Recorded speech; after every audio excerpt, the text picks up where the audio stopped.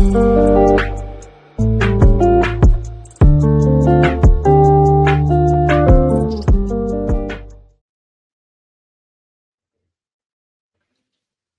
สงค่าพี่น้องผู้ถ่อมยินเสียงใต้ตีนหนักยำกูเจ้ากูปายำหลีกตังสายลมอีกปาดังขาวลุงแรงเปิงไหลมาหบทบหบยาพี่น้องเขากว่าแทงวันหนึ่งเขาย้อนหาตั้งหักเมตตาตั้งนิมสาตั้งจมซื้อมนเปียวตีลูกตีเถาละพาเป็นเจ้าเฮาคามาแต่อยู่เนื้อหัวเจ้าเฮาคากว่าหางเผอหางมันสิกรรมค่ะนี่พี่น้องผู้ถ่อมยินเสียงใต้ตีนหนับยำเฮาค่ะที่อยู่มาตั้มจะเนื้อจุยสู้ยก็ไปเลยอยู่มาตั้มจะเนื้อจุยสู้ถามมาที่ข่าวลุงแรงเปิงคันนะตั้งอันโหลัดละดังเกจอดลองจุยสู้ในจ่องมันหยาบผ้านะครับข้าขึ้นถามว่ามันหยาบจังหือข้าเนี่ยเมื่อลุงเฮาโหเนี่ยจ่องมีก้นเขาถ่อมเขายินลองจุยสู้นะครับมีอยู่ตั้งสองจุ้มค่ะจุ้มที่เขาถ่อมเขายินก็มีจุ้มที่เขาถ่อมเขายินก็มีเขาเนี่ยที่ถ้าข่าวลุงแรงเปิงก็คุกจะอะไรนะแก้มตะหมันเจ้าค้านเก่าแต่เจ้าข้อที่13คันนะในวันเมื่อนั้นก็เป็นรองของสลาโปลูก็มันดังเลยค่ะเขาเคยยินรองตลาดังเกจอดรองจุยสุคริตเขาว่าดังอันตะหมันเจ้าตะเปเจ้าออกก็ฮอลัดตลาดังเกจอดรองจุยสุมันเป็นตั้งเป็ดตั้งแหลนปอยเขามีดังมันจะคันนะว่าเพราะว่ากว่าตีกว่ายอบก้นจะเนี่ยเสือถอไปเซ็งที่เต้มันค่ะเขาเคยแหมตายรู้ก่อนกันนะเพราะว่ามันผิดหมายมีจีการของคนโรมาค่ะเนาะก็คือเขามีขว้างเขากว่าย้อนอ่านนะเนื้อกาปานั้นบนห้องว่าเป็นลิกที่ปันอ่านนาค่ะนะก็ย้อนที่ปะล้อเฮกหลวงที่เวียงเยรูซาเล็มเขาเขากว่าที่จะรอพอตลากูเมืองค่ะนะกุ้ยกับบอกในเขาว่าที่เขากว่าที่ดัมมัสกัสค่ะดีกว่าหาคนที่อยู่ยำตั้มจะในสุยสุขิเมื่อเขากว่าหญ้าบ่เนี่ยจริงเขาก็ได้เอาลีกที่เขาไล่ที่ปะล้อเฮกหลวงมาในค่ะนะกว่าอ่านนี่น่ะสุดด้วยแหละเขามีอักขวางบนดาดิมาที่บ้านยอกคนนั่งหลายที่อยู่มาตั้มจะในสุยสุเขาไล่อักขวางในที่ผู้อ่อนโหภายศาสนาคนมิวยูนั่นก็เป็นมุกจุมปะล้อเฮกอีกบาดังพาลิเซสตูเกเขาไล่ป้าลิกผืนในอีกบาดังไตโกดได้เสียของเขากว่าที่เมืองดัมมัสกัสกันวันที่ป่นมาเขาคาเลยเห็นร้องเนี่ยเจ้ายิสูเลยมาเปียนี่เขาเหนือกลางต่างนั่นกันนะเจ้ายิสูลาดว่าโซลูก็บ่สังสุขินเด็กเตียงเฮาเนี่ยโซลูลาดว่าข้าอยู่ที่ไหนเขาเจ้าเฮาเป็นพลาข้าเนี่ยเขาเคยฮู้เขานะเจ้าเฮาเป็นพลาก็บ่ว่าต่างแรงดีอยู่ในต้องผ้านั่นก็เป็นเจ้ายิสูคิดเนี่ยส่องฮือลงมาที่ตูมันค่ะหน้าขิงที่เขาขี่ม้าอยู่มันก็ปีนตกม้ามาในข้อที่6กันนะเจ้ายิสูลาดว่าเฮาสู่ลูกขึ้นเข้ากว่านะเมืองสู่โลเลยเฮ็ดจึงหนังหือในแต่มีคนมาลัดนี่สู่หาสู่เลยหู้ในร้องในเขาคนนั่งหลายที่มาจอมซอลูกันนะนาเขียนในจื่อเขาว่าซอลูกะกำลึงสุดที่แหลกลายเป็นปอลูเนี่ยกันนะ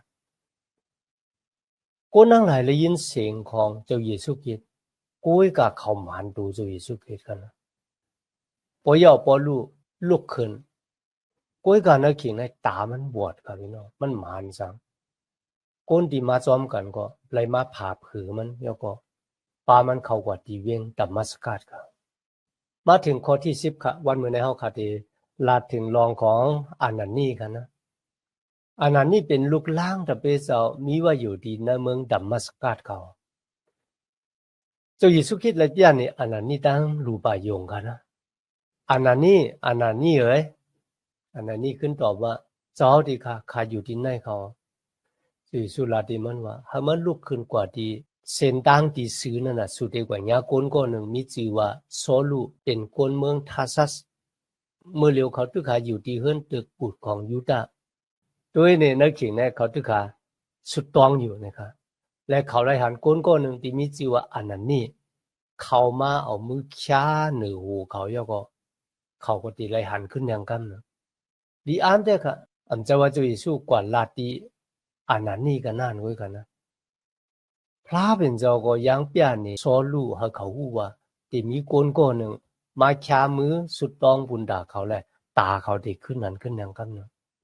ก้อยก็ดีไหนค่ะอันนั้นนี่ฮู้ว่าโซลูในเป็นปะละอันนั้นนี่ขึ้นลาติจุยสู้ค่ะนะว่าเจ้าดีกาเนี่ยค่ะข้าเลยยินก้นหลายก็ลาดว่าก้นก็เนี่ยเขาเลยเฮ็ดให้ก้นหมดจ่างของเจ้าค่ะเขาเลยตีเลยยอบยก็เลยตีกว่าเสือทองแหมตายก็มีแต่ชาติเวียงเยรูซาเล็มก็เป็นจังไหนที่เขามาที่ในปอกเนี่ยเขาเลยลีกอ่านนะที่ปะโลเฮกปันเขาปุนดาเดมาตีมายอบโกนดังหลายที่สุดต้องเติงหาที่ออกนั่นน่ะมาชื่อเสียงของเจ้าเฮาค่ะเจ้าเยซูคริสต์เจ้าเยซูขึ้นลาตีอันนั้นนี่กันนะว่ากว่าตาก็เพื่อเอาโกนก็ได้เป็นเครื่องมือที่เฮาเลือกเก็บเอาไว้และโกนก็ได้นะเขาได้เป็นก็ตีปุนดาได้ปาตราดังเกศชรองพระเป็นเจ้าเนี่ยกว่าฮอดแผ่วถึงโกนดังหลายติ่มจะโกนเมืองจูย่อก็ขุนหอคำอีกบาดังโกนเมืองอิสราบ้านเนี่ยครับเจ้าเยซูขึ้นลาติอันนั้นนี่ว่าเขาตีเปียนี่ร้องในดิโซลูนะเขาตีไล่ขามดังอันตุกฆ่าปุนดานามาของเขานำมากันพี่น้องเขาเลยหันสองร้องที่ในเจ้าเยซูลาตินี้อันนั้นนี่ว่า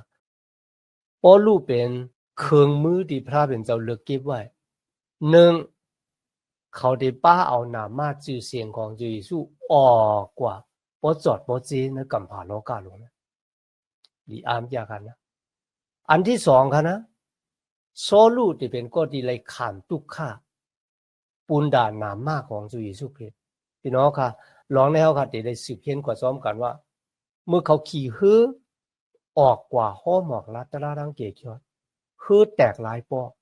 เขาเลยขามเปิ้นตี้ยอบเขาก็เปื้อฮอลัดหนามาจื่อเสียงเจ้าเยซูในค่ะนะ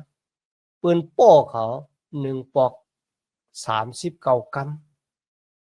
ตั้งเสียงหลายปอกเนี่ยเขาขัดได้สืบเห็นหูในรองของเขากว่าแทงค่ะนะเจ้าเด้อค่ะ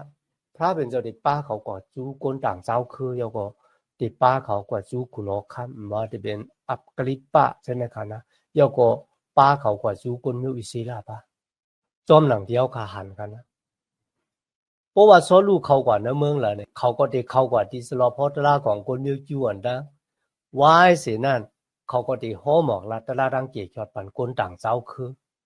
เป็นจังไหนกูตีค่ะนะเมื่อเขากว่าห้อหมอกลัดตราดังเกียจอดลองที่หนึ่งจะเป็นก้อที่ป้าเอาตราดังเกียจอดตุกหอดเผียวถึงก้นดังหลายลองที่สองเขาจะเป็นก้อที่เลยขามตั้งตุกข้าปุนดาเจ้าเยซูคริสต์ขามตุกข้าปุนดานามาเมียเจ้าเยซูนั่นก็เป็นตั้งอันเขาออกกว่าห้อหมอกลัดตราดังเกียจอดของพระเป็นเจ้าที่ในข้าเฮ็ดเอาข้าคุกจะเลยในสมัยแก้มดิโยฮันคัน16ข้อ14ถึง15ค่ะนะพระเป็นเจ้าเฮาคาติเฮาคาเลยฮับมุนจะเลยก็แปลว่า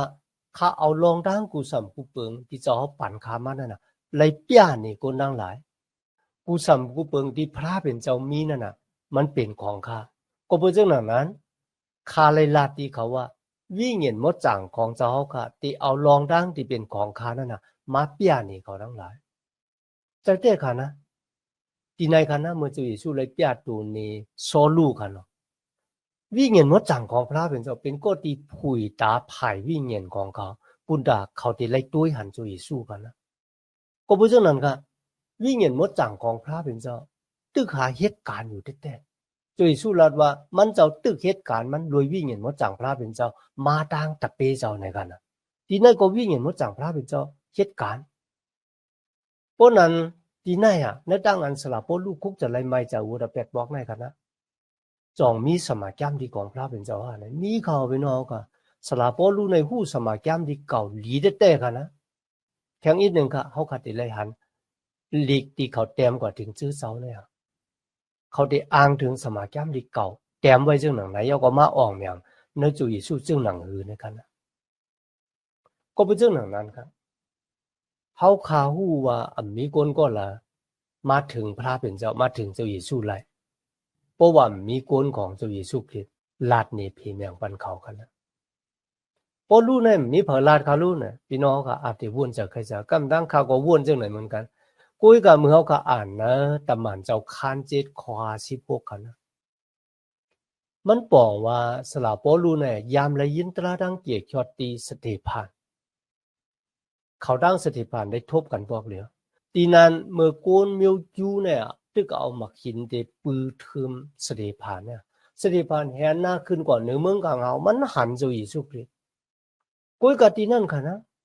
สลาโปลูมันค่ะมันแหนขึ้นกว่ามันกุยกะมันหันนาของเสด็จผ่านเนี่ยเหมือนเรื่องหนังตะมานกลางเอาก็เป็นเรื่องนั้นค่ะนะตั้งอันโซลูคุกจะเลยไม่จะวัวระเบียดนั่นน่ะมันลูกตีตั้งอันเขาเลยยินตลาดังเกียรติตีสเตปานกุยกะเขาเลยคุกจะเลยไม่จะวัวระเบียดนั่นขิงนั่นค่ะนะเขามา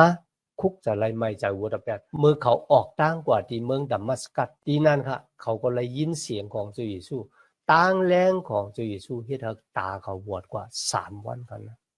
ณวันเมื่อไหร่ครับเขาขัดที่เป็นลูกล่างตะเปเจ้าเนี่ยเขาหลูเป็นก็ที่ข้ามเป็นเครื่องมือที่พระเป็นเจ้าจังตื้อปุนดาโกนหวางก็ที่หมอคุกจะไล่ไม่จากวัวแปดเขาขาดหลุดไล่ขามเป็นเครื่องมือของพระเป็นเจ้ากันเมื่อจุยสู้รัดว่าโซลูเนี่ยจะเป็นเครื่องมือของมันเจ้าเนี่ยอันนั้นนี่มันเถียงกันนะอันนั้นนี่ก็ลงเฮินกว่าถึงที่โซลูอยู่ครับอันนั้นนี่เอามือข้าหนือหูของโซลูยาวลาดว่าอีโซลูเอ้ยพระเป็นเจ้าที่เปียเนสูที่กลางตั้งนั่นน่ะเจ้าขามาจูสูปุนตาตาสูที่เลยด้วยหันแทงเลยครับ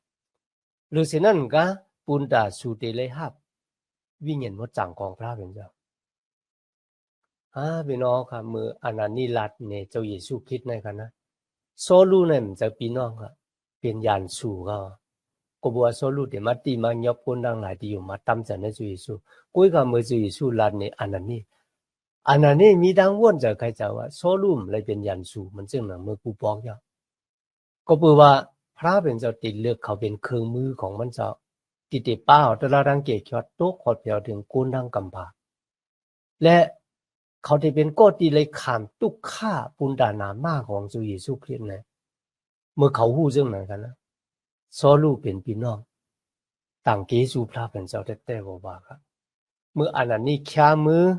ยก็สุดต้องปุนดาเขาเนี่ยเนื้อตาของปอลูมันเหมือนเรื่องมีเกล็ดปลาเขาว่าโคงตกมาติดตาเขาก็ตาเขาก็ขึ้นหันขึ้นปอยเขาก็ลุกขึ้นมันไปกินเขากินน้ำครับเขาก็กวักขามปฏิจจมังกาตั้งอันขามปฏิจจมังกาเนี่ยมันเป็นตัดสิกตั้งอันเขาคุกจะไล่ไม่จากอุระเบียหนองตาดังพิษที่เขาเลยเฮ็ดพิษต่อเจ้าเยซูคริสต์เฮ็ดพิษต่อลูกล่างตะเปเจ้าตั้งอันขีนเด็กเตียงกันนะแต่ตัดสินใจที่จับจอมหอมไปสกัดตูจะวิ่งเงินปันเจ้าเยซูในมันมีติปองว่าจังไหนครับมันจะว่าตั้งอันคำปฏิจจามังกลาสมนั่นเป็นตั้งอันเจ้าเยซูพูดวางคว้างหลอดบัวแปดกันนะมันจะค่ะตั้งอันสุกปวดล่างบันบัวแปดเท่าขันนั้นมันเป็นเลือดญาติของเจ้าเยซูเลยมันจะนั่มที่เขากะกว่าคำปฏิจจามังกลานั่นกันนะอันนี้เขาขาดูเลยปองแจงเลี้ยงจ่ากันเนาะเพราะว่าตั้งอันขามปฏิจจามังกลาเป็นตั้งอันสุกปวดล่างบัวแปดในได้พี่น้องค่ะพอเฮ็ดบัวแปดเมื่อแล้วเขาก็ได้ป้ากันกว่าขามปฏิจจามังกลาเหมือนนั่นกันนะเขาก็ตั้งกี่สูพระเป็นเจ้าค่ะตั้งอันโซลูคุกจะไล่ไม่จากบัวแปดเนี่ยมันเป็นลองตีลำลองอาเยียก็ปูว่าเป็นตีเตจ้าตั้งอันข่าวตลาดังเกตชอของพระเป็นเจ้าตีโต้ขอดเพียวถึง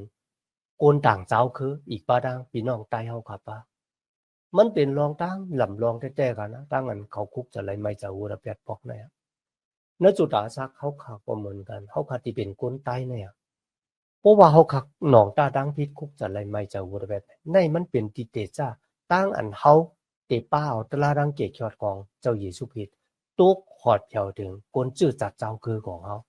และโกนกูก็ตีหมดถ่อมความตายกันนะพี่น้องค่ะวายสิขำปฏิจจามังกลาเขาก็ลุกขึ้นกินข้าวกันอยู่ครับแล้วก็มีเอ็นแห้งพอมีเอ็นแห้งเขาก็เข้ากว่าอยู่ซ้อมคนที่อยู่มาตั้มจะนึกถึงสุดนเวงดัมมัสกัดค่ะก็มันดังมีดังอ่านว่าติมาตีค่ะกำไนมือมาทบญาสุอิสุจุตาอาศักมันปุดลายค่ะคนที่เขามาว่าเป็นยานสูนะคนที่อยู่มาตั้มจะนึกถึงสุนั่นเข่งเนี่ยเขาขึ้นกว่าเรียนเฮ็ดก็คนอยู่มาตั้มจะนึกถึงสุเป็นลูกล่างตะเปซะตัวพวกคนนั่งหลายป้ากัน กวางเจอยุงเจอว่านั่นอ่ะคนก็เนี่ยมันย้อนอ่านที่ปโลเฮกมาบุญดาที่ตีคนอยู่มาตั้มเจอในจุยสู้ก็ผู้สังนักขิงเนี่ยมันซ้ำก็เป็นปุกเหลียวจุ่มเหลียวกันนั่งเขาเนี่ยว่าจะเป็นคนที่อยู่ในสลพอตลาดในเวียงแต่มาสกัดที่เป็นคนเยอะจู้ขนาดมีตั้งทางเถอะปอยสลาบลูลุกขึ้นแล้วก็ออกกว่าห้อหมอกลัดตลาดดังเกี่ยวกว่าคำศักดิ์สิทธิ์กว่าคำศักดิ์สิทธิ์ว่าเจ้าอิสุบ้านเนี่ยมันเป็นพลังนะโลบีเนาะเขาหาบขามว่าเจ้าเยซูเป็นลูกของพระเป็นเจ้ามันลีอ้ามนะครับพี่น้องครับ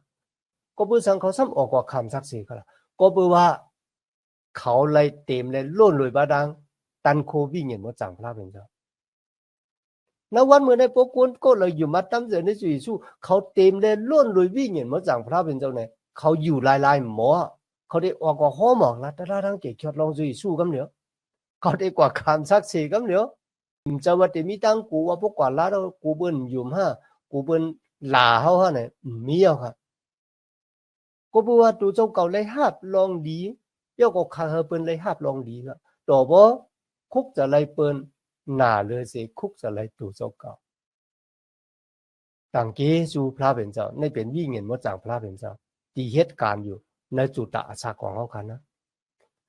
ก็เพราะฉะนั้นในวันเมื่อนี้ครับที่ลำลองอายุเยอะที่สุดนั่นนะเขาหลู่เลยหู้ว่าเจ้าเยซูเป็นพระเหมือนเรื่องสลับพอรู้เนี่ยเขาหู้เขารู้ว่าเจ้าเยซูเป็นลูกของพระเป็นเจ้าจะว่าหู้จักนาการของพระเป็นเจ้าหู้จักนาการของเจ้าเยซูว่าเจ้าเยซูยาก้นดาวัดยาก้นหูโนเฮ็ดจังนั้นจังไหนก้อยกับเขาหู้จักเจ้าเยซูซื่อๆเนี่ยนะเขาไปมอลาตลาดังเกจว่ามุสลาปอลูหู้ว่าเจ้าเยซูป้าเนี่ยเป็นลูกของพระเป็นเจ้าจอมหนังสมาแก้มดีของพระเป็นเจ้ามีแต่หมายไว้มีคนก็ละที่เตถูดเอาโกนเขาขาออกป้นมุ่นรอสิวัวระแปะมีเครื่องปลูกจอมเยอะละที่เตถูดเอาโกนเขาออกป้นมุ่นรอสิวัวระแปะมีพลายในข้าเลยพลาป้าละที่เตถูดโกนเขาป้นเสตามวัวระแปะนั่นหมดภัยอะไรหรือเสลูกของพระเป็นเจ้านั่นก็เป็นเจ้าเยซูคริสต์กันนั่นด้วยอันนี้เป็นตั้งป่องแจงแรงจากที่เขามีตั้งป่องแจงแรงจากนั้นสมัยแก้มดีเก่ากุยกับมืออ่อนตั้งกันนะมือไปอยู่มาตั้งแต่ในเจ้าเยซูหู้สมัยแก้มดีเสียตาก็ซ้ำหมอเอามากับกายกันดังจุดอาสาของเจ้าเยซูคริสต์กุยกับมืออยู่มาตั้งแต่ในเจ้าเยซูเนี่ยมันเหมือนจึงตั้งแรงปอปอกเป็นมากันนะในสมัยแก้มดีเก่าที่โหท่าดังเสียงเนี่ยมันเยื่องถึงเจ้าเยซูเป็นที่สุดที่ก่อยของปิญญาตราเนี่ยป่องใจมากค่ะในวันเมื่อนั้นก็เหมือนกันค่ะนะเพราะว่าไปยุ่มยำตั้มใจในจุยสู้เนี่ยไปปองใจเขาก็ว่าก็พูดสังจุยสู้ตายในสลักว่ามือกุยกับเพราะว่าอยู่มาตั้มใจในจุยสู้ยาวไหนค่ะนะมันหมอปองแจงแรงใจมากค่ะว่าตั้งตายในสลักว่ามือจุยสู้มันเป็นเครื่องปลูกจ่อบุญดาที่ผิววัวเป็ดปันเขาจะเขาวนหางกุยกับสมาแก้มดีเก่าค่ะนะเลยเตรียมหมายรองของมันเจ้าไว้ยกก็มาอ่อมอย่างในจุยสู้เขาหมอปองใจมากค่ะตามเกจูพระเป็นเจ้ามีเสียที่อยู่จอมสลบพอตลาดเจ้าเนี่ยค่ะนะป้ากันมาถิงป้ากันมาถามกุยกับพี่น้องค่ะโกนเจ้าเนี่ยค่ะนะหมอตอบหมอถิงสอนรู้เลยก็เพื่อสั่งค่ะก็บอกว่าเขาเป็นก็ที่มีดังป่องแจงแรงจะนึกสมัยแก้มดีกุยเหมือนกันเขาหมอซับแรงสร้างลางหมอกับไก่กันดังปิญญาตราเก่าดังจุดาสาของเจ้าเยซูคริสต์ตีไรโหทาลองมันจะอันไหนเอาก็มาอ่องอย่างตีไหนเนี่ยเขาหมอโหค่ะกุยกับพี่น้องค่ะลองหมานแม่นจีเจ้าหมอกะเพราะว่าคนก็นั่นน่ะผู้โหใจเหมือนเจ้าหนังเสียที่อยู่นะจะรอพอตละเมืองดัมมัสกัสเนี่ยเขาหมอปองแจงแรงเสือค่ะโดยทั้งที่เขาหูปิญญาตราอันเก่าสิตาก็เพราะฉะนั้นมันหลู่อยู่มันดังมันหลู่ผุยจากวันดังค่ะนะเหมือนเรื่องเดียวกันละถึงในสมัยแก้มดีโยหันนั่นกันนะที่ก้นตาบอดนั่นนะจุยสู้เอากลุ่มตามันยก็ให้มันกวาดล่างออกตีน้ำหนองซีโรอันมันมีอควางอาเยค่ะนะเพราะมันติดตัดสินใจว่ายุ่ม เนี่ยก็มันก็เต็มกว่าล่างกุ้ยกับมันหยุ่มค่ะมันหยุ่มมือมันกว่าล่างเอาไหนตามันก็หันก็เป็นซึ่งนั้นในก็เหมือนกันค่ะโป้หยุ่มเอาไหนคะนะพี่น้องค่ะเขาแต่มีตั้งหมอปองแจงแรงจะว่าก็เบื่อสั่งสุยสู้มัดตายในสลักวันมันจะเป็นลูกพระเป็นเจ้าที่เตมาเกี่ยเรากุนโลกาเต็มเต้เนี่ยวายเสียเขาเทียงสลับปอลุ่มเป้เขาเฮ็ดจังก็เขาก็ป้ากันมาตึงปางเนี่ยว่าแหมมันตายแล้วนะครับป้อมแหมตายได้แล้วนะครับลูกเขาป้ากันกว่าเป้าที่พักตู่เมืองกันนะก็บัวบ่ได้ออกนอกเมืองเนี่ยมันมีพักตู่เหลียวเขาเป้าดังวันดังคืนกุ้ยก็ดีในกันนะตะปีเจ้าในเมืองดัมมัสกัสเนี่ยสารกุ้ยก็เขาสลับปอลูนางที่นั่นเนี่ยเขาป้ากันย่อนลงกว่าที่ลำเวียงค่ะนะหูเวียงสูงเนี่ยแล้วขิงกลางขึ้นปอลูก็ปลายมือกว่าตัวพอถึงเวียงเยรูซาเล็มเมื่อถึงเวียงเยรูซาเล็มค่ะนะสลับปอลูเข้ากว่าคนอยู่มาตั้มเจอในสุยสุคริสล่ะมีเผยตั้มเจอเขาค่ะนะคนกูก็หู้ว่าเนี่ยดีมดีเนี่ยมันมาหลอกมาเก้าเฮ็ดเก่งเหมือนเรื่องว่าเป็นคนดีคุกจะไรไม่จะอูแบบคนอยู่มาตั้มเจอในสุยสู้ยาวโป้ว่ามันหู้ว่าเขาอยู่ดีแล้วก็มันเด็ดตีเขากว่าทุกทองเงียบเขากว่าทุกทองนั่นแหละมีเผยอยู่ฮะกุ้ยก็ดีในเขาคาเลยหันก้อนมีจีว่าปานาป้ากันปานาป้าก็ในกันนะเป็นก็ดีป้าสลับปอลูนะครับกว่าจูตะมันเจ้ายก็ลัดในรองตั้งอันสลับปอลูเนี่ยไล่คบไล่ทบเจ้าเยซูคริสต์ในกลางตั้งหิมเวียงดัมมัสกัสวายเสนั่นค่ะสลับปอลูก็ไล่ขามตะมันเจ้าอีกบ้าดังลูกลังตะเปเจ้าตั้มเจ้าวางเจ้าเนื้อเขาว่าเขาเป็นก็ดีไล่คบทบเจ้าเยซูแต่ว่าเจ้าเยซู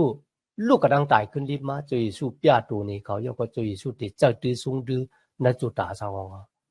นเวียงเยรูซาเล็มในค่ะนะสลาบลูกกว่าฮอลองในนี้คนมิวอิสราเอลที่เขาส่งความกลิกในกันนะส่งนะครับมันจะคนใดเขาก็ส่งความมานะวางก้อนในกันแหละมันจะตั้งเสียที่ไหนค่ะเขาเลยหันตั้งฮับหันของสลาบลูกไว้เหมือนกันค่ะนั่มคำตลาที่สลาบลูกฮอนั่นนะมันเป็นรองตั้งหมันแมนซีซ่าเขาทิ้งเลยค่ะกุ้ยกับเขาว่าจังครับปุนดาเดจัดการก็ได้นะมาเอิงฮอลัดตลาดังเกจอดเนี่ยแหมมันตายนะครับแต่ปีเจ้าที่เวียงเยรูซาเล็มก็ส่งกว่าที่เมืองซิซาลียาแล้วก็ซอลูก็ขึ้นมือกว่าที่เมืองทาซัสที่เป็นวันเกิดเมืองนอนของเขาในข้อที่31ครับเจอเจ้าของพระเป็นเจ้าในกาลีแลว่าที่เป็นสมารีมีตังนิมซิมแล้วก็เจอเจ้าของพระเป็นเจ้าก็ขึ้นเยมาสูงคนดังหลายป้ากันมาอยู่มาตั้มใจในจุยสุคริตนำขึ้นในเขากำเลยมาถึงข้อที่32ในกันนะค่ายไว้จะค่ายดีสลาปอลูขึ้นมาดีสลาเปตรูเขาสลาเปตรูก็ออกกว่าห้อมออกลัตลาดังเกี่ยวกับบุญดาคนมิวจูก็บอกว่าจุยสุคริตเลือกเก็บเขาไว้บุญดาคนมิวจูสลาปอลูซ้ำบุญดาคนต่างเจ้าคือกันนะสลาเปตรูออกกว่าห้อยก็มาถึงที่เมืองลุตตาเจอเจ้าของพระเป็นเจ้าที่มดจางที่นั่นนะคะเลยที่นั่นค่ะสลาเปตูกว่าญาคนก็หนึ่งมีชื่อว่าเอเน่ค่ะตีนตายมือตายค่ะไปมันเลยมา8 ปีสลาเปตูลาติคนใจก็เนี่ยว่าเอเน่เจ้าเยซูคริสต์เนี่ยมีอาณาตันโคที่ที่เฮ็ดให้โยกาสูเนี่ยหายเลยให้ลุกขึ้นเก็บที่นอนของมือขึ้นดังเฮือนตาเนื้อขิงนั่นค่ะนะเอเน่ก็ลูกขึ้นเยาก็เก็บตีนอนมันก็แบกมือขึ้นดังเฮือนเขาโกนดังหลายที่ในเมืองลุตตาเนี่ยแปลกปึงเจ้าเต้ๆบ่เป็นสังลองตั้งซึ่งในปอบอกเป็นมาแน่เนี่ยพี่น้องครับพระเป็นเจ้าเนี่ยนะย่านี่อาณาตันโคลองอันดีอามปุนดาเดขามซักเสว่าตะเปเจ้าเนี่ยเป็นก็ดีเอาน้ำคำตลาพระเป็นเจ้าอันเจ็ดอันมันเอาข่าวตลาดังเกยอดอันเจ็ดอันมันฮอลัดนี่กูนั่งหลายเนี่ยเอาลองอันดีอันเนี่ยค่ะนะขามซักเสว่าลองดังที่เขาฮอนั่นเป็นลองมันแม่นจีเจอเตอเนี่ยกูนั่งหลายเลยหันนี่ลุกขึ้นแล้วก็ป้ากันยกยงโยเถาลาพระเป็นเจ้าสลาเปตูก็ลาว่า มันจะอาณาเฮากันนะกุยกับมันเป็นอาณาตันโคนามาเมียจุยสุคริตก็บ่ซังก็บ่จุยสุคิดปานเนี่ยลูกกระดังตายขึ้นดีมายอก็มีอาศักลิบอยู่นะวันนั้นนะมันจะพระที่ตายยาวกว่าเลยก็เลยตายยาวลูกกระดังตายขึ้นดีมายอก็มีอยู่ลอยจอมเฮาลอยวิ่งเงินหมดจังเจ้าเหตุการณ์ลอยวิ่งเงินหมดจังเจ้ามาดังลูกล่างตะเปเจ้าเนี่ยโกนดังหลายเลยหูนะร้องนะวายสินั่นครับคนในเมืองลุตตาป้ากันคุกจะไล่ไม่จะอุระแบบเดียวก็มาหาบเอาจุยสู้เป็นเจ้าเกศชวดก็เบอร์ไรหันตั้งหักเล็บพุงดันคูของพระเป็นเจ้ามาตั้งตำหมันเจ้าลูกลังตะเปเจ้าคณะก็เลยมาถึงข้อที่36เนี่ยที่ในเมืองยอบป้าค่ะอันนี้นะมีนางยิงคนหนึ่งที่มีชื่อว่าตะปีท่านางยิงคนในคณะเป็นคนที่มีใจกว้างแจกซื้อผ้าโคนุงดังไว้เขาหมอเย็บผ้าเย็บโคค่ะนะเขาก็เย็บซื้อผ้าโคนุงดังไว้เนี่ยปั่นก้นอยากก้นผ่านก้นหมกากันนะมีเงินเขาก็หมอแจกจ่ายบันเบิ้ลผ้าก้อยก็อยู่วันหนึ่งอะเขาเลยตายกว่าค่ะเมื่อเขาตายแล้วครับก้นนั่งหลายก็ป้ากันคุกจะเลยสลับเปตรูที่อยู่จำเวียงยอบป้าค่ะนะเขาเลยส่งก้นเมื่อจูสลับเปตรูลาดว่าเขาสลับเปตูเนี่ยมาไวๆหน่อยครับก็บริษัทเขาส่งก้นมือจูสลับเปตูเฮามาดีเวียงยอดป่าปุนดาเดมาสุดต้องบันตับปีธาที่ตายกว่านั่นกันละพี่น้องค่ะก็เบอร์เขามีดังอยู่ฮะเขามีดังอยู่มาพระเป็นเจ้าเตเฮ็ดลองอันดีอามาดังตะมานเจ้ารวยอาณาตันโควิ่งเห็นหมดจังเจ้าและรวยอาณาตันโคหนามาเมียดของจุยสุคริตในวันเมื่อในเขายามเอาขาดเสียงสุดกว่าเมื่อผู้เขาขาดได้สืบเห็นว่าเมื่อสลาปอลูมาถึงดีเฮิรนของตะพิทายาแต่มีลองดังซึ่งปอบอกเป็นมาแทงในกันเนาะย้อนหาตั้งหักเมตตาตั้งนินเจอตั้งจมซื้อมวลเปียวตีลูกตีเถาลาพระเป็นเจ้าเฮาคำมาแต่อยู่นะหูเจ้าเฮาคากว่าหังเผอหังมันสิกำคามาสุงคา